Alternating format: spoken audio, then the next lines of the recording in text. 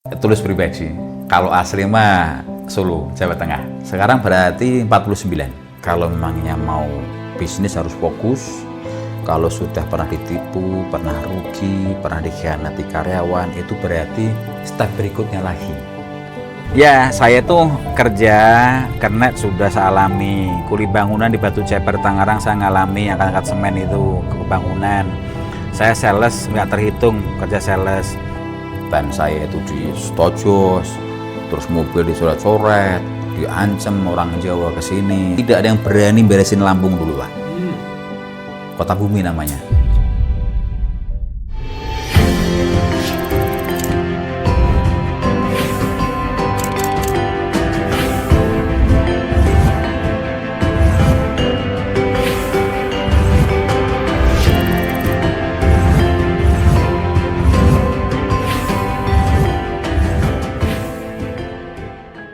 Tulis pribadi. Kalau asli mah Solo, Jawa Tengah. Sekarang berarti 49. Sebetulnya saya itu waktu masih profesional itu saya bangga. Bangga saya anggap sebagai perusahaan sendiri waktu itu. Nggak ada mimpi, tidak ada keinginan untuk jadi pengusaha, nggak ada sama sekali. Jabatan manajer, fasilitas mobil, setiap 5 tahun, hak milik, bonus tahunan, keluar negeri hampir tiap tahun. Ya, check up gratis kan? sudah check up gratis, unlimited, ya, pulsa unlimited, 3 kali berturut-turut, tiap tahun itu A plus, Pak, KPI-nya. A plus. Oh, A plus. KPI. Oh. Nah, A plus itu udah terbaik, bonus saya besar. Saya udah bisa ngitung-ngitung waktu itu. Wah, Siap, ya. Januari saya dapat sekian ratus juta, kayak gitu semua. Betul, ke sana itu harapan. Nah, ternyata di luar dugaan prediksi. Waktu itu defisit Toyota itu tidak achieve, Daihatsu tidak achieve, akhirnya subsidi silang, Balancing ya. balancing, nutup lah Dari yang ke lain si Honda. bisnis lain yang lainnya ini semuanya. Saya udah hitung-hitung sama anak istri, wah ayah bulan ini gede ini bonusnya, udah bikin rencana planning seperti itu. Nah, ternyata pas waktu terima bonus kaget semua gitu. Saya komplain waktu itu, loh kok segini nggak sesuai dan sebagainya. Ya dijelaskan bahwa itu adalah kita ngebantu dulu subsidi silang dengan divisi lainnya karena Toyota lagi turun parah, Daihatsu parah, sedangkan area lainnya itu nggak achieve. Saya achieve terus, Pak, di atas 115%, 2% tiap tahun naik terus. Nah, di sana akhirnya dulu saya mikir dulu waktu itu, nggak bisa begini, saya bilang gitu, nggak bisa begini. Saya punya kemampuan 10 juta, udah saya kasih semua 10 juta oleh perusahaan. Tapi ternyata saya cuma dikembalikan 5 juta. Oke, kalau begini caranya. Waktu itu saya komplain, tapi setelah itu insya Allah dikoreksi lagi, saya ditambahin lagi. Jas ya. Jas, periode kedua waktu itu. Gitu. Tapi saya udah kecewa duluan. Nah, semenjak itu saya langsung berpikir, nggak bisa begini. Ini apa namanya, perusahaan kapitalis. Saya langsung seperti itu.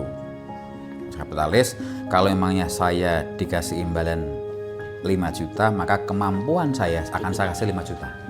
Sisanya akan saya cari di luar. Dulu gitu Pak, saya gitu dulu. Sudah terbersih. Sudah, begitu ya? dari situ. Padahal sebelumnya saya loyal. Mobil itu ada bantal, ada Loyalitas printer, harga harga mati, dan itu anggap perusahaan sendiri. Jadi memang saya itu orangnya situ, Pak. Saya itu Panasan. termotivasi kalau memang ditantang baik. Oke, Pak, saya julukin kamu penakluk naga. Dulu kan naga mas ini terbesar, terbesar dulu naga mas. Dan takluk waktu itu. Jadi waktu itu saya betul-betul pakai mobil, saya amatin dulu, saya diem di depan dulu, saya amati apa dia. Terus saya menyamar dulu, saya servis di bengkelnya dulu, saya menyamar dulu, saya seolah beli motor itu, ini pasti ada kelemahannya, harus saya cari kelemahannya. Alhamdulillah, bikin strategi bisa mengalahkan penakluk naga waktu itu. Sama waktu saya di Parepare, Pak. Di Parepare itu di Pinrang, Kabupaten Pinrang. Di sana itu ada satu dealer, namanya itu Serba Motor Ciida. Itu dealer pertama kali berdiri di Kabupaten Pinrang. Itu dia tidak punya marketing, hanya mengandalkan customer datang aja. Karena nama besarnya sudah ada. Karena marketnya besar, Yamaha menang. Dia yang satu. Saya masuk di situ, disuruh buka di situ cabang situ dulu. Di Sulawesi Selatan. Saya pelajari dulu kelemahan Serba Motor. Oh, ternyata dia hanya mengandalkan orang datang aja, tidak menjemput bola. Nah, kita walking customer. Nah, kita rubah dengan gaya baru, pakai marketing, pakai branding, di mana-mana saya tempel dengan apa itu namanya? Manasi market akan dibuka dealer terbesar di Kabupaten Pinerang. Wadah, pakai radio dan sebagainya. Alhamdulillah kalah waktu itu. Tapi ya banyak cobaannya. Ban saya itu di stojos, terus mobil dicoret-coret, diancam orang Jawa ke sini, suruh pulang ke Jawa sebagainya. Tapi saya senang begitu. Begitu menang puas, Pak. Nah, singkat cerita kan saya itu udah Sulawesi Selatan 8 tahun, Lampung saya 2 tahun. Lampung dulu di Kota Bumi itu paling parah, itu cabang paling parah, minus SP3, tidak ada yang berani beresin Lampung dulu, Pak. Kota Bumi namanya. Jauh itu. Beres 6 bulan. Nah, singkat cerita, karena saya loyalitas tinggi dan bonus tidak sesuai, ya sudah, saya udah mulai berpikir nggak bisa. Baper lah kalau anak zaman sekarang. Baper. Setelah itu saya mulai merintis bisnis Sadat tahun 2016. Tengkleng dong berarti. Nah, itu pertama kali bisa itu bukan tengkleng, Oh, bukan tengkleng malah ya. biro jasa. Oh iya benar-benar biro jasa. Yes, saya mendirikan CV Raja Barokah. Waktu itu Raja Barokah itu kan nggak boleh suami istri. Jadi pakai nama istri, saya pakai nama pinjam almarhum Pak Ibnu Masuri, orang belakang rumah sini. Saya pinjam namanya aja, di notaris bikin Raja Barokah. Ternyata nggak gampang. Usaha itu kalau 2 kaki itu resikonya besar. Jadi yang bisnis itu saya percayakan ke orang-orang, saya percayakan kelolanya, saya tetap fokus ke profesional. Seperti itu. Nah, semenjak saya punya bisnis, saya udah mulai nih turun secara performan di perusahaan. Saya mulai nggak loyalitas seperti dulu. KPI saya sudah mulai turun, nilainya udah mulai kebit. Digantikan oleh manajer yang lainnya yang lebih dia ngotot. Saya karena dulu kalau saya nggak pemenang, itu saya nggak bisa. Saya harus terbaik terus seperti itu. Akhirnya karena saya udah mulai kepikiran pecah, ada bisnis, saya udah mulai goyang dalam perusahaan, udah mulai turun KPI, udah mulai nggak terbaik lagi. Nah, karena saya khawatir dengan bisnis, dan bisnis ini dipercayakan sama orang-orang yang saya percayakan. Nah, disitulah pelajaran kita ambil, kita nggak bisa. Dalam bisnis itu kita harus terjun langsung, harus fokus, harus detail semuanya. Karena orang yang kita percaya ini belum tentu loyalitasnya itu 100% buat kita semuanya. Ya, singkat cerita, saya hancur lah gitu, bangkrut lah gitu. Bangkrut, nggak jalan semua bisnis, ya. Orang-orang yang saya percaya dulu mengkhianati, ya nggak apa yang penting mereka gajian aja, mau untung nggak untung gaji saya terbayarkan. Itu namanya mindset karyawan nggak seperti itu. Kalau memangnya mau bisnis harus fokus. Kalau sudah pernah ditipu, pernah rugi, pernah dikhianati karyawan, itu berarti step berikutnya lagi naik level. Karena memang semua pengusaha tidak ada yang tidak pernah melalui fase-fase itu. Nah, waktu itu saya banyak saya datangi, termasuk ke Abah Alun, ya Yusuf Amka itu. Saya ketemu, saya pengen belajar. Ada namanya pengusaha Pak Hendra Thomas, ya. Itu yang punya kolam renang Siliwangi. Saya ketemu sama Daniel Markus, saya ketemu juga bersama beliau. Jadi intinya bahwa kalau sudah pernah gagal, sudah pernah jatuh, sudah pernah rugi, sudah pernah bangkrut, Pak Tulus bangkit lagi, itu berarti anggap aja itu kuliah yang bayarnya mahal. Lah mentor saya yang sampai saat ini saya jadikan bapak itu adalah namanya Pak Indra Haryanto. Itu adalah direktur Astra dulu, direktur Astra. Beliau adalah yang saya jadikan mentor. Kalau waktu saya datang ke beliau, saya gagal Pak, saya jatuh. Saya betul-betul ini saat terburuk. Ya udah, ini berarti lu kuliah ini, bayarnya mahal itu. Kalau Tulus berhenti, menyerah, ya sudah, kamu akan jadi seperti ini. Tapi kalau bangkit lagi, maju lagi, berarti step yang kedua yang harus dilalui lagi. Nah, disitu alhamdulillah, akhirnya ngumpul sama anak-anak semua.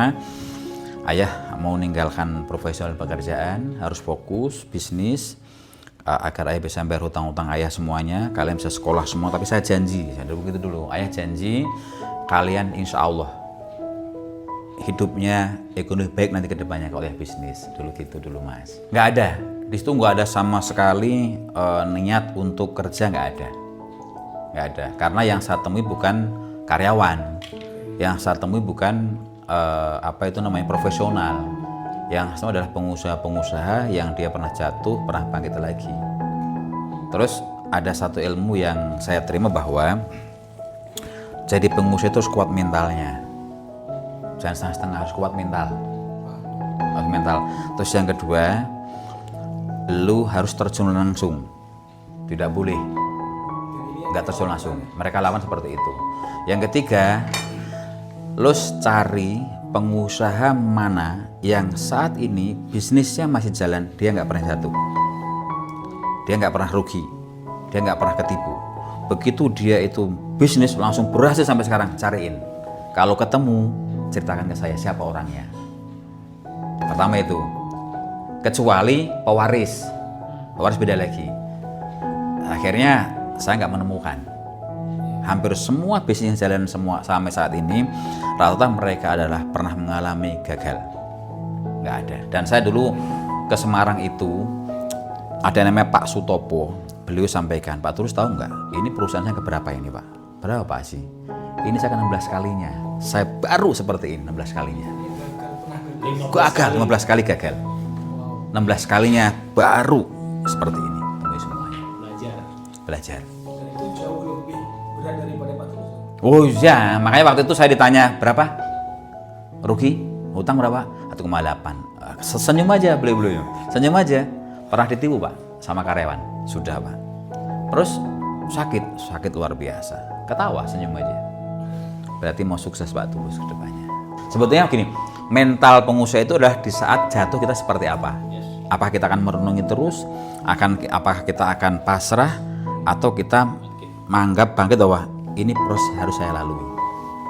Tapi kalau Anda begitu lagi jatuh, gagal, rugi, diem, ya sudah berhenti, bubar. Ya, saya tuh kerja kernet sudah saya alami. Kuli bangunan di Batu Ceper Tangerang saya ngalami, angkat-angkat semen itu ke bangunan. Saya sales nggak terhitung kerja sales. Waktu saya jadi kenek itu di distributor Wings, waktu itu masih Ciptaden, Soklin. Betul, Soklin itu saya jadi kena emang ikut mobil box yang ngangkut-ngangkut panggul itu. Saya ke rumahnya Pak Yono namanya. Pak Yono itu ada orang Wings yang beliau itu ada TSS, dulu itu Territory Sales Professor namanya. Saya ke beliau, saya tanya, Pak, saya pengen sukses kayak Bapak. Seperti itu waktu itu. Saya ke rumahnya, terus, apa lu pengen sukses gitu? Iya Pak. Oh, ambil kertas itu di meja. Waktu itu seperti itu. Lalu kertas saya ambil, ya Pak, kamu kalau pengen sukses, coba tulis apa yang kamu inginkan di dunia ini selama kamu di dunia. Tulis itu, pakai pulpen di kertas putih itu. Apa yang kamu inginkan? Yang termasuk yang menurutmu itu sukses. Ya Pak. Waktu saya tulis Mas, saya pengen punya handphone, saya pengen punya motor, saya pengen punya kulkas, saya pengen sebelum 40 tahun udah punya rumah sendiri, saya pengen umroh setiap tahun, saya pengen haji, saya pengen usia 40 tahun punya saldo tabungan sekian miliar, saya pengen punya mobil, saya tulis semua waktu itu Mas. Terus setelah itu, sudah Lus? Sudah Pak. Coba ingat-ingat lagi, apa yang kamu inginkan sama dunia ini? Oh ya, saya pengen lulus kuliah tanpa minta orang tua pun sedikit pun. Saya pengen nikah nanti pesta tanpa minta uang kepada orang tua. Saya pengen punya istri yang solehah. Saya pengen punya perusahaan. Saya tulis semua waktu itu. Nah, setelah saya tulis selesai, tanya lagi, ada lagi nggak yang kamu inginkan selama kamu di dunia ini? Nggak ada Pak. Benar nggak ada? Nggak ada. Masih ada ibumu nggak? Waktu Pak Yono. Masih Pak. Bilang ke ibu, Bu, saya punya keinginan, punya mimpi seperti ini. Tolong ibu doakan mimpi saya ini agar terwujud. Seperti itu. Ini saya tanda tangani, saksinya saya, percaya sama saya, merinding ini Mas. Kalau kamu betul-betul mau ngejar apa yang kamu tulis di kertasmu ini, suatu saat nanti kertasnya tinggal coretannya saja. Saat itu tahun 98 waktu itu. Tapi tetap ibadah nomor satu tidak boleh ditinggalkan. Karena untuk mencapai keinginan dunia ini tanpa bantuan ridho dari Allah mustahil nggak bisa tercapai. Sembako, karena sembako ini hasil sholat istikharah. Jadi sembako ini waktu itu saya lagi jatuh, lagi betul-betul punya utang banyak, saya masih bisa umroh ke Mu'tajam. Saya minta ke Allah, berdoa, ya Allah, saya tobat, saya mohon dibantu untuk nyelesain utang-utang saya, dan titipkanlah suatu bisnis yang bisa secepatnya hamba membayar utang-utang hamba dan bisa hamba datang ke sini setiap saat hamba inginkan, Mas. Waktu itu di Mu'tajam, ibu juga sama di bawah itu nempel semua. Saya minta petunjuk agar Allah cepat melunasi utang-utang saya dan menitipkan suatu usaha yang bisa membuat hamba bisa datang berkali-kali ke Tanah Suci dan bisa menyelesaikan hutang-hutang. Alhamdulillah, sepulang dari umroh itu kita sering sholat tahajud, sholat malam, minta doa ke Allah, malam nangis. Itu selalu diberikan ilham waktu itu sembako. Dalam mimpi saya masuk gudang, isinya itu ada garam, beras, sembako semuanya beberapa kali. Ibu juga sama. Ibu setiap mimpi itu ketemu beras, ketemu garam sebagainya waktu itu. Terus akhirnya, ya kok mama kok ada ilham suruh dagang sembako ya waktu itu. Loh, ayah juga sama ya, Ma. Kita harus sembako, mah gitu. Yuk gimana kayak kita sembako. Tapi kan background ayah otomotif, nggak ada latar belakang sembako. Ya ini insya Allah ya kita bisa nyelesain utang-utang kita dengan dagang sembako ya, seperti itu. Ya alhamdulillah, pertama yang kita dagang adalah garam waktu itu. Garam, saya ke pabrik garam waktu itu. Alhamdulillah garam ini masih tradisional, masih belum profesional ngemasnya.